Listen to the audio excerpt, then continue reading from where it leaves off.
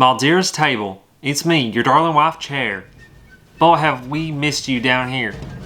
I know the war has needed you, but Stool has been missing you so much. He always wakes up in the morning and says, "Where is Papa?" Boy, we would love for you to come home. Love and squalor, your wife, Chair.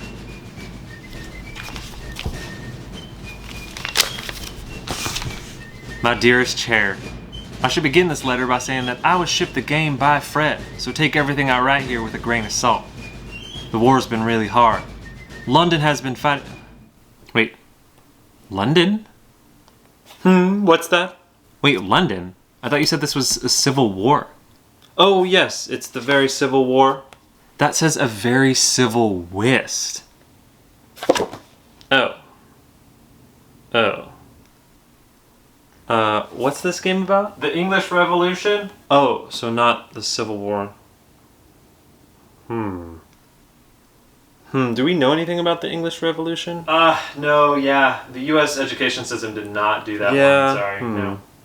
That makes sense. Can we just... Could we do our best to fix this? Yeah, it says something about the English history. Yeah, just keep the same script. Just do some... Yeah, try to fix it. Okay, and action. Okay. Hello, my dearest Chair. I'd say the war here in London has been figgy pudding. Cut. That's not gonna work. I think we just need to rewrite this. Where are the writers?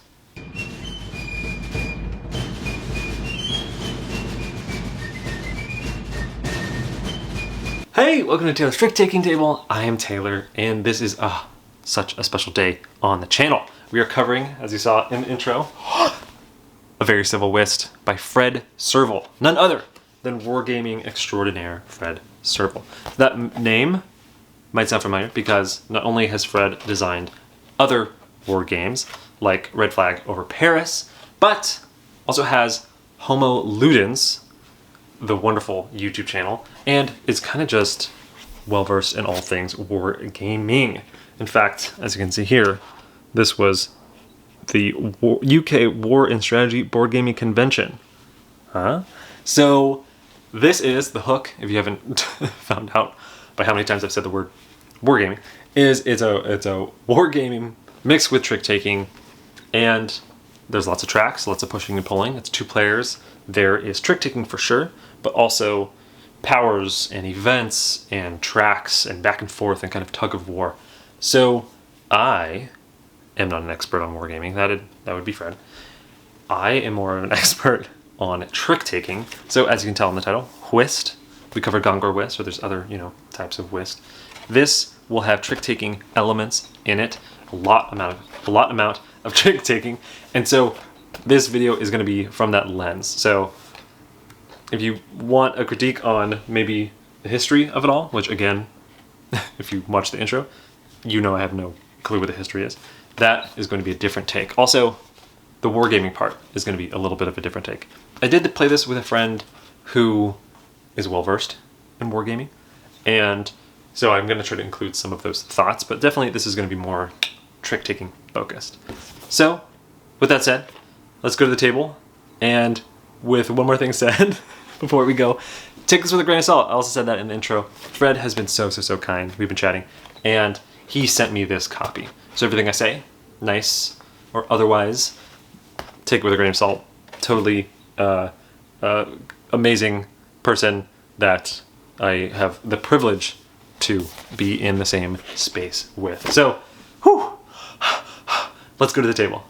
The deck in A Very Civil Whist is a standard deck of playing cards but broken up into sections. The Jack, Queen, and King are going to be used for events, the 1 through 3 are going to be used for something else, and then the trick play is going to be the 4 through 10. The 10s are special, that's why I kind of didn't keep them here. So the main trick play is going to be 4 through 9 in those 4 suits.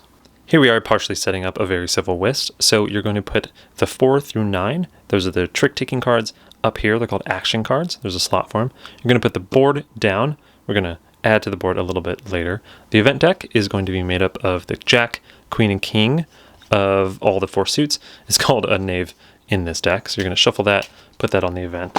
Then you're going to have the special X. There's 10 cards in the 4 suits.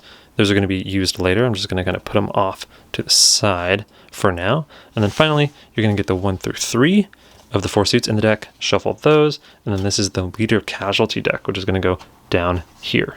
Next for setup, you're going to pay attention to the stars on the board and on the setup. So each player is going to get a set of leaders. At the very start, they're going to have stars on them. So first you have to decide on who's who. Maybe the birds up here are the crown. So they're going to get the 4-star crown leaders. And then the cats are going to get the Parliament one. So Parliament only starts with 3. Another one's over here. The rest without stars are just going to start down here. This is going to come out through events and other situations. Next, the rulebook says to get 8 bits and bobs and stuff. I have these kind of tan cubes that we're going to use. And you're going to place them on all the stars on the track. So over here, you can see the small star on like Newark, on these specific tracks like Worcestershire. And also the foreign support is going to start on R1. The faction tracks all have a start at the base. And then the trump, you're just going to put a cube over here because trump is going to be dictated. You know, whenever someone picks trump, they can just place it over it or next to it. So we're going to put that there. And then obviously we're starting on round 1. So now that we have it set up, a game of very civil whist is over 4 rounds, or it could end sooner if one of the 2 players hits a victory condition. The game is broken up into rounds, and in those rounds are kind of 2-3 phases where players are first going to do a little bit more setup, do some preparation tricks, then do actions, like going back and forth playing tricks or kind of discarding a card for some other things. And then at the end of the round, you're going to see if one of the players has triggered the end game conditions and has won. If not, you're just going to move the round marker and keep playing until either, again, the end or someone triggers an end game condition. In that first phase, that preparation phase, you're first going to deal out 8 of these action cards to the player. So these are the cards that they're going to be playing trick taking with. After you deal 8 to each, you're going to have 8 left over. You're just going to put them down here in the bonus action card section. These are going to be used later. Next, you're going to deal, after you shuffle, the event deck, 2 events up to the side. And you're actually going to resolve those events as they happen. So when we drew the king, we would resolve that event, and that event corresponds to this event page. So this event page, as you can see here, I think, is broken down into the 4 knaves, or the 4 jacks, the 4 queens, and the 4 kings. So you would just find the suit and the rank, so clubs king. You go to clubs king and read what it would do. So this one specifically says, starting with Parliament, players must alternate discarding cards until they've discarded cards reaching a total sum of 11. I kind of read that in an incredibly jumbled way, but essentially you would do this event. Important is that once per round, the person leading in the foreign support, so it would be the root player, the bird player here, the crown, so the royalists, they would have a once per round opportunity to lose move forward the cube once on the foreign support, so kind of lose a little bit of foreign support in order to discard an event and not do it. So the events are usually better for the suit that the person has. So as you can see up here, the crown has spades and clubs. Generally, the events that are in the black suits, so spades and clubs, are better for the black player. And then the hearts and diamonds in the red suits are better for the red Parliament player. So as you can see here, I don't think the bird would really want to discard this because they're currently winning in foreign support, and because it's kind of better for them. So starting with Parliament, we could just do this event because they're going to let it happen. They have to discard up to a sum of 11. So we're going to look at Parliament's hand here. And they're looking at their hand, and these cards have to be splayed kind of like this because the suits are on one side and the ranks are on the other. But so let's say they are going to discard this one, and we're just going to put it here for now. So that is a 9. So then the crown would discard, let's discard the 4. So then since that equaled 11, we would be finished with that event. We would just discard these out of the game for now. Let's put them to the side. This event has happened, so maybe I'll just flip that and put it to the side as well.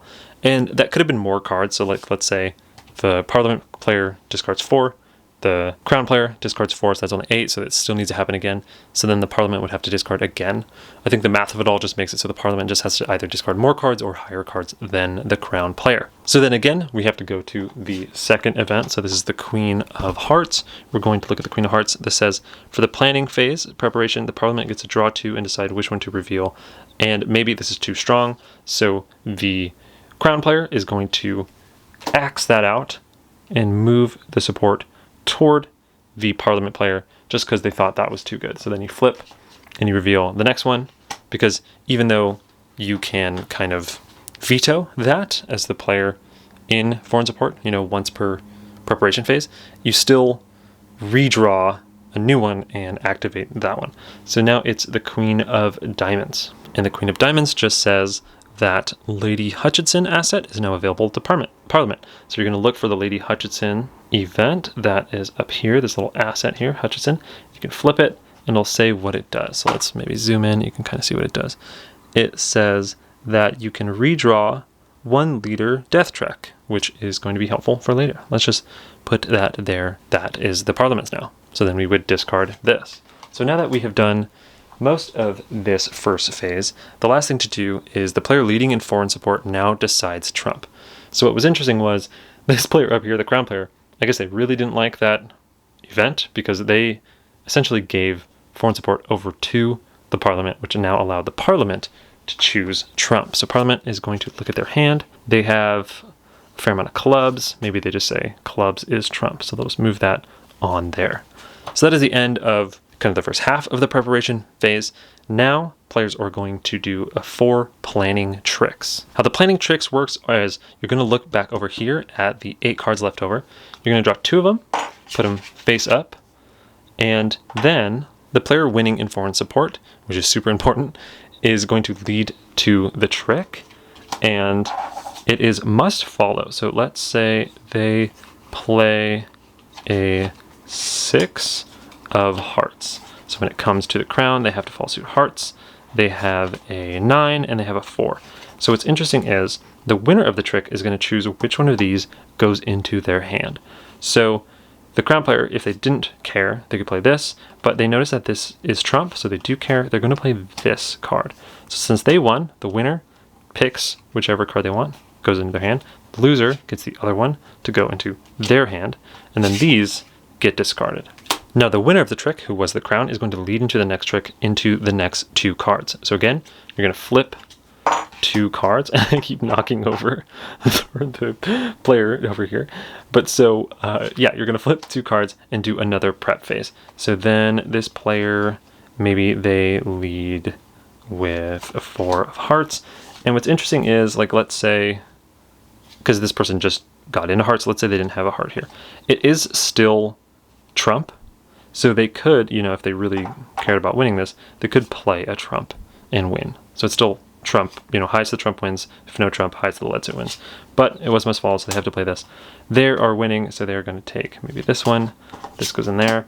And then you're going to do this a total of 4 times. So we're going to fast forward to the end of it now. Now that players have gone through those 4 planning tricks, and there's no more here, they are going to look at their hand that they now have, the leaders that they have, and they are going to place their leaders on the corresponding leader track. So the parliament down here, they only have 3 leaders for now, so they are actually just going to be choosing where these 3 leaders go, and it would be a mix of seeing what's in their hand, seeing what leaders would help them on certain tracks, which tracks are important to them, but for now I'm just going to place them out at random. So they place them out, and it's going to be face down, because you don't reveal until both players have all their leaders down. And this is happening simultaneously. So at the same time as Parliament has placed their leaders, the Crown up here is going to be looking at their leaders and choosing also where to place them. So notice, though, the Crown has 4, because they start with 1 extra, and so they actually will not use 1. And so they can put it down. And these leaders, I'll explain what they do later, but for now, they just pick them, and maybe there was a reason. And then once they have picked them, the players would reveal the leaders on all of the tracks. And after that, the players, if they had one of the 10s available to them would add it to their hand. But for now, that is pretty much the end of the preparation phase. And then we're gonna get into the action phase. So again, starting with the player in the lead on the foreign support, which will be the Parliament, they are going to lead the action phase. So what you can do in the action phase are 3 things. One of them is to use an asset. I'll explain assets later. No one has an asset yet, so that kind of won't be a part of it. But the main 2 things you can do are lead to a trick in a certain track, or discard one of your cards that matches the suit that you want to move up on your faction track and move up that amount. So, for example, down here, let's say it was the Parliament's turn, because they are winning foreign support. Maybe they want to play to a certain track, and let's say they care about the spade track. So they are going to lead into the spade track. So when you lead into a track, you have to play that suit that you lead into. Unless you're short suited, then you can play whatever you want. Let's say they lead into the spade track, and they are going to play a 6. So they led into the spade track, played a 6. It is must follow, so when it comes to the crown, they have to play a spade. They don't have a spade. Uh-oh, this is not good. So they are going to play a club. So this is going to be super bad for the Parliament. Notice the Parliament actually had a leader on this track that did allow them to lead in any suit. So they didn't have to lead spade if they didn't want to. They could have actually led in a club, which maybe would have been smarter, but this is the grave they have dug themselves, which is foreshadowing, because what happens when you fight on a track, if you win, you actually just move the cube toward the direction you want it to go. It's kind of like a tug of war. So if this would have won for Parliament, they would have moved the cube toward Dublin, and they were trying to get into this red circle here. That's what they want. But since they lost, the cube doesn't move toward them. That's not part of the penalty. What happens is you discard the trick, and then you see if their leader is going to die, pretty much. The leader casualty thing. So you're going to take the leader casualty deck, you're going to shuffle it, you're going to draw 2 cards, boom, boom. And if the sum is ever 3 or lower, funny enough, my battery just died while I was talking about leaders dying. Hilarious.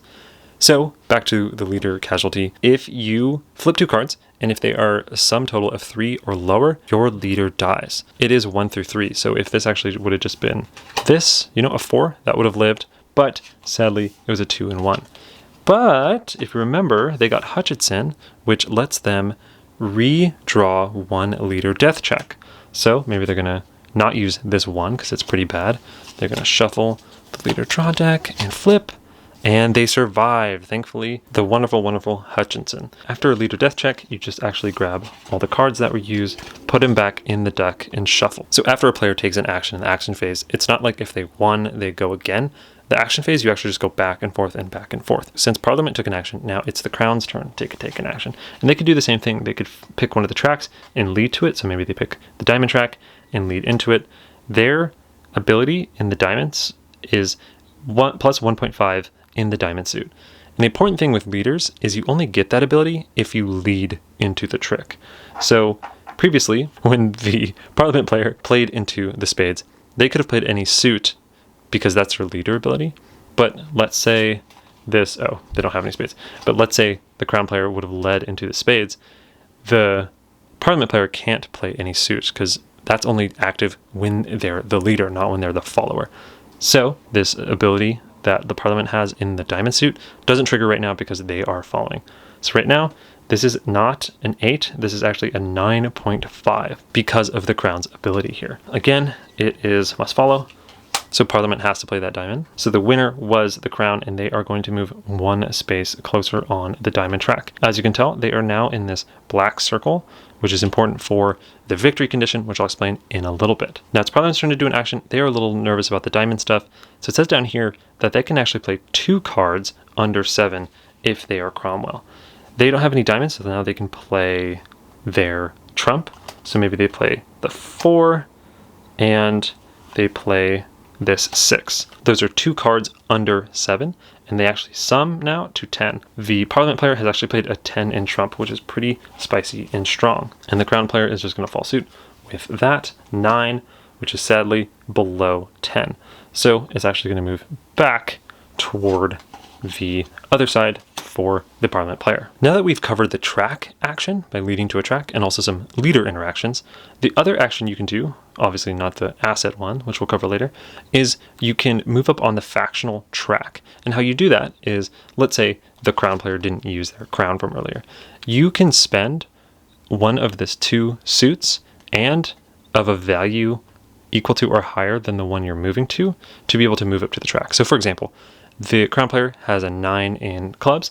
Say they play that and then they move up once on the track. And then you just discard this. So what's interesting about that is the crown player lost 1 card, but the Parliament player didn't. Through the action phase, back and forth, you can actually get asymmetrical hand sizes. And it doesn't end until one player, not both, is out of cards. So there's a little bit of like a tempo back and forth to it. And you always can spend equal to or above. So let's say this was actually Parliament's hand when it was their turn and they want to do that action we just talked about. They can't spend this 5 because they have to move up to the 7. But they could spend the 7 or the 8 because, you know, it just has to be a red suit to move up. So maybe they play the 7, it goes up here, and it goes to the bird player. They do something, it comes back to the Parliament player where they can play the 8 and move up to there. Some spots give you bonuses. So as you can see, when the Parliament player moved up to the 7, they actually gained the 10 of hearts. And when they moved up to the 8, they actually got that 4th leader that they were missing from the start of the game. How gaining 10s works is you actually just take the card, you put it in front of you for next round. And I kind of glossed over this during the prep phase, but at the very, very end of the preparation phase, players add the 10s into their hand. This isn't going to be part of the prep phase like the 4 planning tricks, but you always get it at the end. So if you have more of these 10s in front of you, you kind of have a bigger hand for the action phase and a stronger hand because these are always high and strong. And the 2 red 10s go to the Parliament player here, and then also when they get to Hull, so here, that's how they get the 10 diamonds. And then the black crown player will get the 10 of clubs by getting to space 6 on their board, or getting to the 3rd spot on the foreign support. Jumping back to the track interactions, I was explaining how these 3 tracks works, but it's also the clubs that work the same way. They just don't have a leader around them, but it still works the same way. So like if I come up to foreign support, I could lead that onto foreign support and hopefully, you know, win and then move toward, what example is this? Let's say that was led by the Parliament. They can move toward the Parliament if they win that trick. If they lose, though, they don't have to kill a leader like they would on these 3 tracks. If a leader were to die, you just take them out of the game, and then that player just has, you know, 1 less leader for the rest of the rounds. So I explained moving up the factional momentum track, using a card, also leading to a trick on one of the tracks. The last thing was using an asset as an action. And as you can see here with Warwood, you can, instead of taking action, you can change trump. So you can use an asset as one of your 3 things you can do. So that action phase is going to end when either player is out of actions. It ends immediately. So even if the other player had cards, they don't get to use them. And at the end of it, you're going to prep for the next round by returning all the played cards, except for the 10s. You keep the 10s. And then you're going to shuffle them. You're going to move the round marker, and then you're going to move to the next preparation. But first, you're going to check for victory condition at the end of every round. So the victory conditions are 2 things. The main thing is you have to have your factional momentum cube up into either 9 or 10 for Parliament or 8 for the crown. If you're not in there, the rest doesn't matter. The other things you have to do is you have to be in winning positions on 2 of the 4 shared tracks. So for example, if Parliament wants to be winning, they have to be having their cube either in the 9 or the 10 spot, and then they have to have 2 of these 4 tracks. So maybe they have clubs, and then maybe they got it in Berwick. So if at the end of the round looked like this, they would have this track, which is 2, and then they are in their factional momentum slot, so they would win. If both players had fulfilled that, like it was this or this, and the crown was already in there, you will just keep playing rounds. So if you get to the end of the 4th round and no one's won earlier, you're going to see the player with the most winning positions on the shared tracks, they'll win. If that's still a tie, it's actually the last player to win a trick.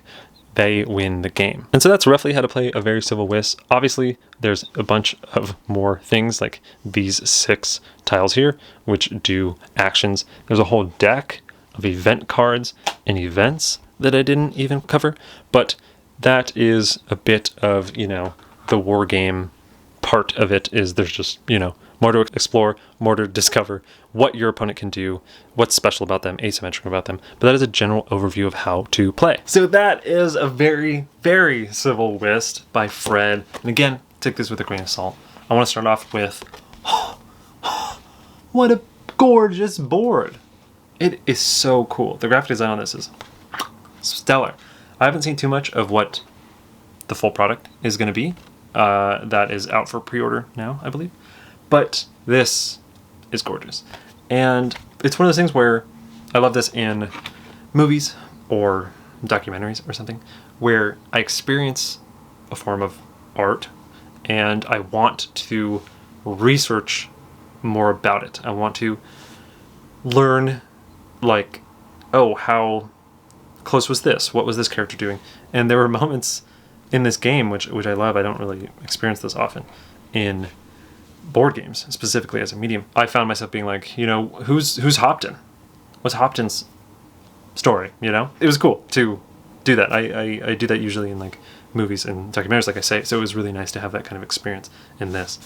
But to the gameplay, to the trick taking, I thought it did a lot of things really, really cool. First off, I love a good track. I think Jekyll vs. Hyde is one of my favorite trick-taking games, and that has that balance, right, of moving along the track, staying on the track, and the fact that this had a push and pull in 4 different ways, and then also each player had their own kind of solitary track that they can move up on. There was a nice back and forth. I think, again, I don't know war games, but it seems like there is that kind of tug of war at the heart of a lot of them. And I guess speaking at the heart of a lot of war games, there's a lot of events and asymmetrical powers and probably having to know what your opponent can do and definitely what you can do and play off of that. I just watched a review by the Death Tower for The Hunt, which was kind of like an intro kind of war game, and they talk about that, and it stood out to me, having played this a bit, is I think a really good intro war game lets players realize kind of the heart of a lot of maybe war game engines. And again, I'm speaking from outside looking in this space, but it's a lot of like asymmetry, a lot of anticipation, and knowing what levers to pull. And I think this has a ton of it. I kind of left every game of this, and again, I want to say this is almost more first impressions, because this game kind of begs to be played more, and I don't think I've played it enough to really give that full, like, I know what I'm doing. Like, the game was very, like, I knew when I was playing, especially at the start, that I would need to know and anticipate, like, what my opponent can do to be better at this, which is, I think, a great staple of a good war game. And so I guess all that to say, I really enjoyed those aspects, like the non-trick taking stuff, like the moving up tracks, the war game stuff, and that's from my perspective of someone who doesn't play these types of games often. But to the trick taking, I thought the choosing of the trump, the whist, was really interesting. Specifically, is to have those 4 planning tricks. Classic whist, you have, you know, Schnapsen or Claim.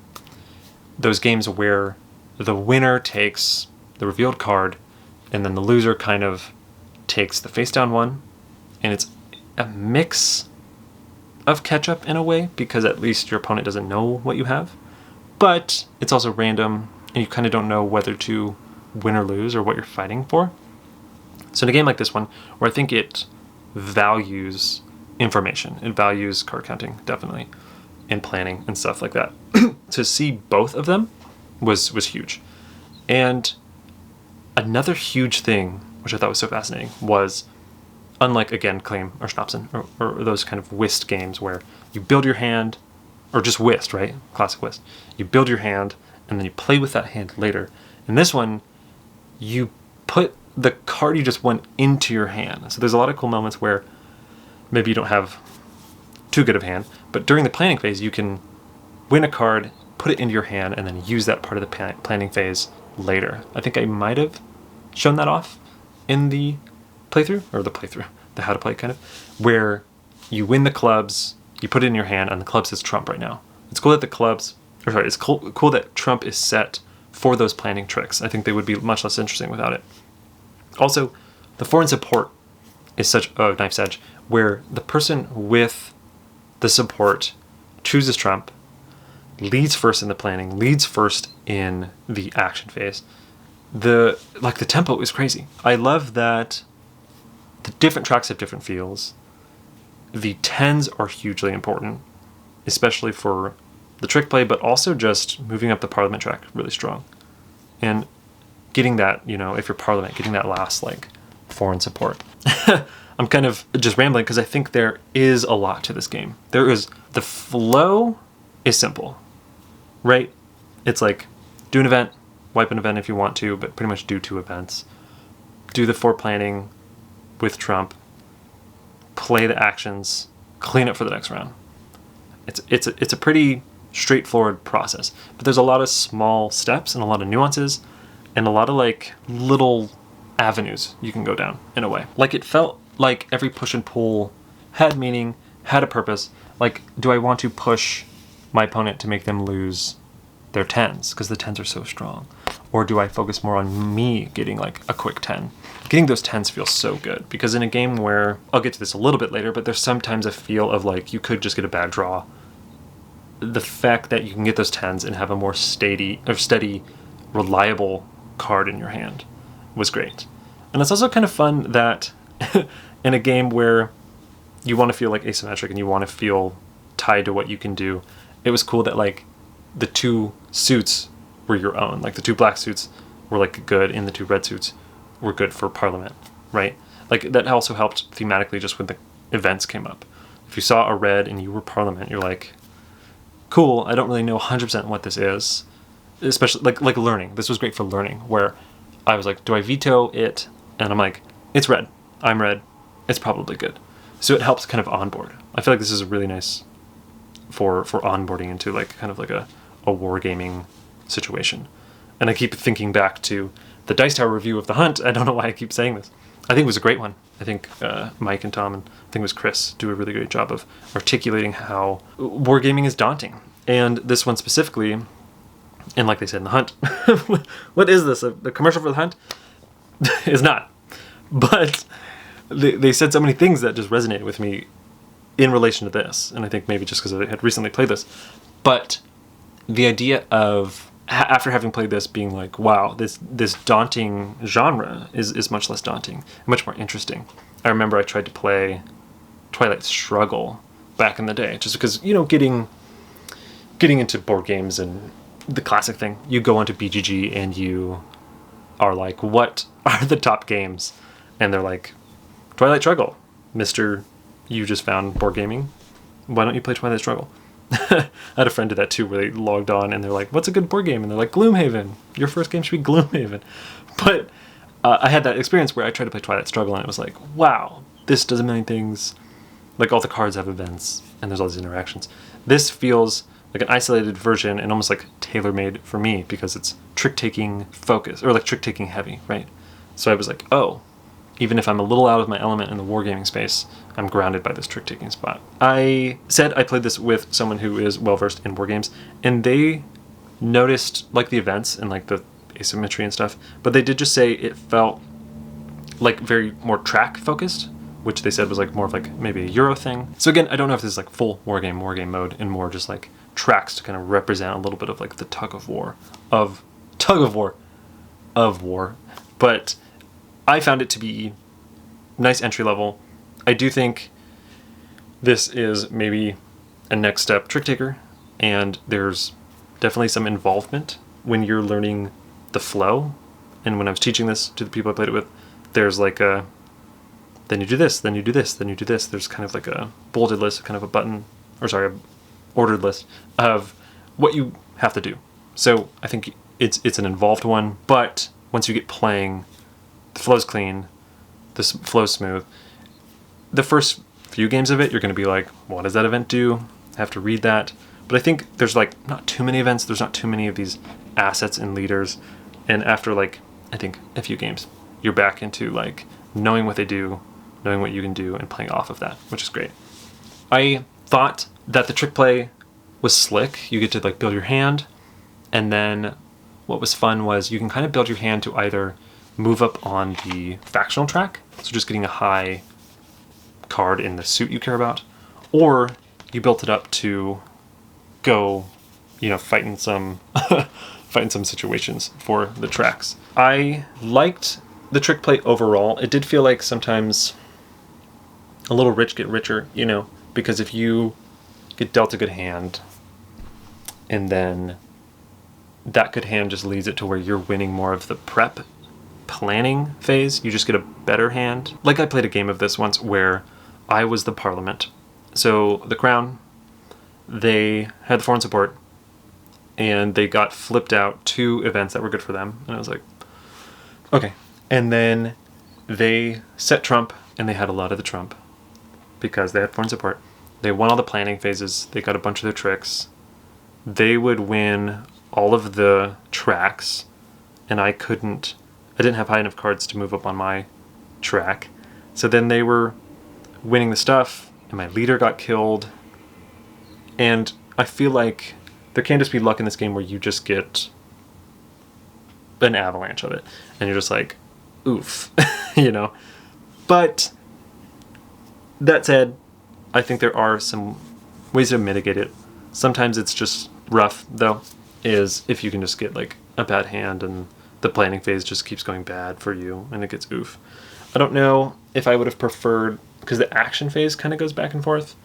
If the planning phase went back and forth, I think that would be a little bit more cohesive in terms of like flow and flow and flow and flow. And I think it probably would have helped me to be like, oh, I only have 1 high heart, you know? Maybe I'll lead hearts, maybe they're in suit on hearts, and I can actually like win a trick to win, you know, the choice of the planning phase. I do think, though, a stroke of genius is, even though like the luck can go like oof, oof, oof, oof, you do have to, like, for a person to win, they have to get pretty far up the track and pretty far up on far up on the factional track, and then far up on their other tracks. So that's probably like round 2 or 3, right? So like in that game that I had like pretty bad luck, that was in the first or second round, and so even after that, the other person wasn't really too far of a position to really just like dumpster me. So I was able to, you know, in the next round, use some finagling and kind of make it more even after. So I think what's nice is, even though you can have like a rough round for sure, and it doesn't stop the game from having, you know, a rough 2 or 3 rounds in a row, you could, I think, have enough mitigation to where you can come back in a later round, which is nice, for sure. I think also the leader's choice is huge. It's really cool how you get the power when you lead, but not when you follow. So there's a really fun kind of planning element to it. So let's say you got to pick Trump, and you pick a Trump hearts or something, and then you put no Trump in another section that you know they're short on, so that they can't use any of the hearts that they might even have. It's really cool. There's some really cool layups you can do for yourself in the game. And overall, I think there's a good amount of strategy and tactics. So tactics and kind of like the trick play, or like the back-to-back, but like the fact that there's planning, the fact that there's, you know, leader to Trump layup strategy. And also, you can foresee a fair amount in this game, even though I think a lot of the trick play is tactical. I think it's a nice mix of strategy and luck. And speaking of luck, one of the nice things is, even though I played games of this where you kind of can get messed over by the luck of the draw from the action cards and like going back and forth on the action cards, what is really nice is the event deck is a perfect mix of red and black events. So half good for one side, half good for the other. And they all feel unique, which is great. So even if you feel like you're down and out from, you know, the luck of the draw, or maybe events aren't going your way, I found, which was great, is like eventually the events will like swing you back in a way. And you can kind of like sometimes anticipate that and kind of use that momentum flow to do like a great big counterattack. So yeah, there's a lot of real cool things in this game. I love what Fred is doing in this space. I think wargame trick-taking is such a fun concept, and there's a lot of cool mixtures and a lot of cool trick-taking elements that make it really interesting from both angles, especially someone who knows one mechanic a lot and knows another mechanic not that much, to be impressed on both sides. So like as a newbie and as an old bee.